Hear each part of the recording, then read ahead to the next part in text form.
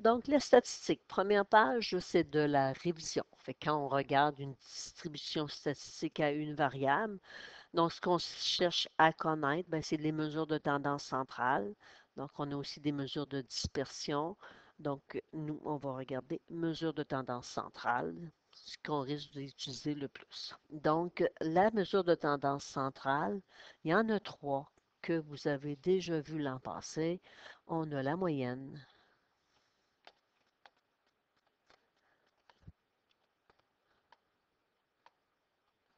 la médiane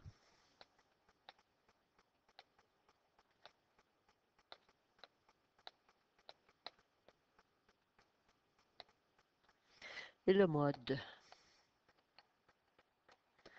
Donc, ces données-là, elles nous renseignent sur la valeur autour de laquelle se concentrent les données. Fait que mesure de tendance centrale, elle nous renseigne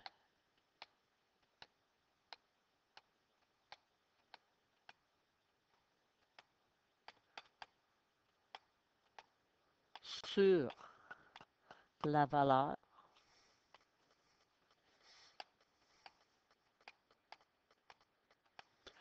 autour de laquelle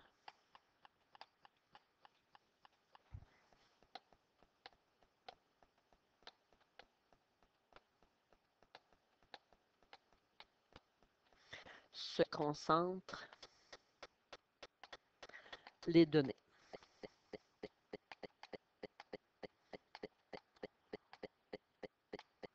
de la distribution.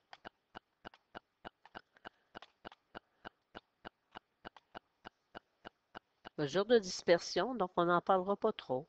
Vous avez déjà vu l'étendue. Donc là, on va voir est-ce que les données sont éparpillées, si les valeurs, on a un grand écart entre la plus petite et la plus grande valeur. Fait que nous, on va se concentrer sur les mesures de tendance centrale. Fait qu'un petit rappel, fait que je vous donne une distribution. Fait que je vous demande de calculer la moyenne. Ben, le symbole qu'on utilise en mathématiques quand on veut parler de moyenne, on utilise la variable x ou une autre lettre si vous voulez, mais assez souvent c'est x. Et on va aller mettre une petite barre au-dessus. Fait que si je veux avoir la moyenne, qu'est-ce que je dois faire? Je dois calculer le total de toutes mes données. Donc, si je vais additionner 15 plus 12 plus 3, fait que vous n'êtes pas obligé de toutes les écrire, mettez des petits points. La première plus des petits points, la dernière, sur combien on a de données dans la distribution. On en a 40. Fait que vous faites le total, la réponse divisé par le nombre. Donc, ça donne une moyenne de 9,71.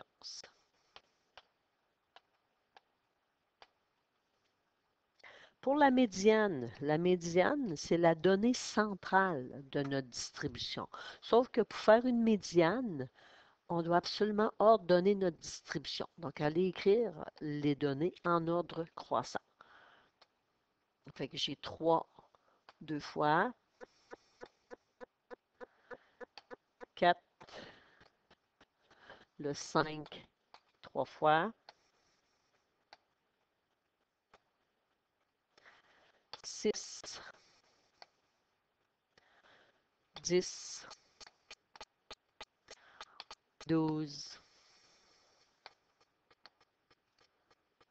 deux fois,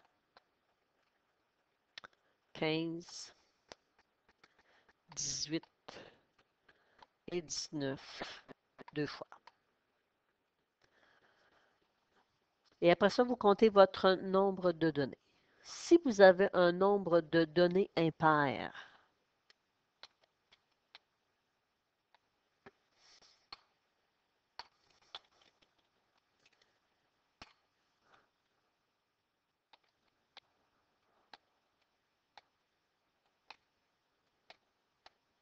ou un nombre pair de données, ça ne donnera pas la même chose pour le calcul. Fait qu'un nombre pair de données, comme ici, j'ai 14 données.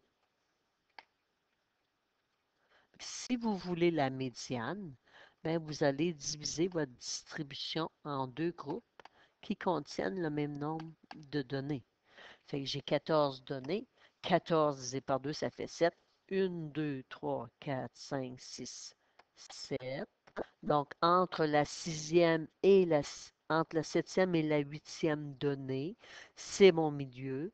Donc, on doit, pour la médiane, faire le calcul de la moyenne de ces deux données. Donc, on va chercher le milieu, fait qu'on va aller faire la moyenne de 6 et de 10. Fait que 6 plus 10 divisé en 2, ça vous donne une moyenne de 8. Donc, la médiane ne correspond pas toujours à une donnée de la distribution.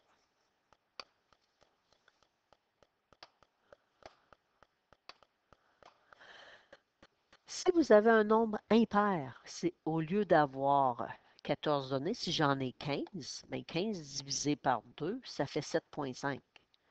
Fait que vous formez deux groupes de 7 données, puis la donnée qui reste au milieu, fait que 7, je compterai 7 données au début, 7 données à la fin, puis la donnée qui reste, ben, c'est la donnée centrale, c'est la donnée du milieu qui est notre médiane. Fait que pour un nombre impair de données,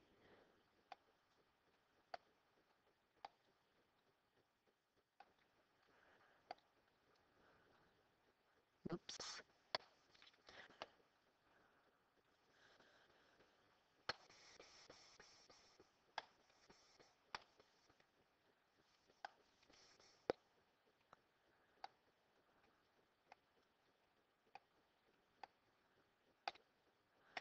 la médiane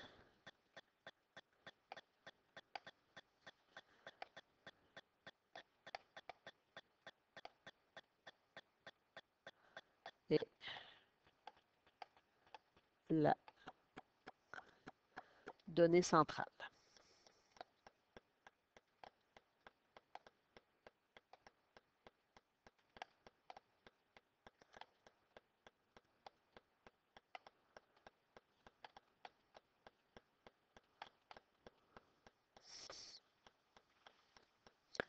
Le mode, on regarde notre distribution.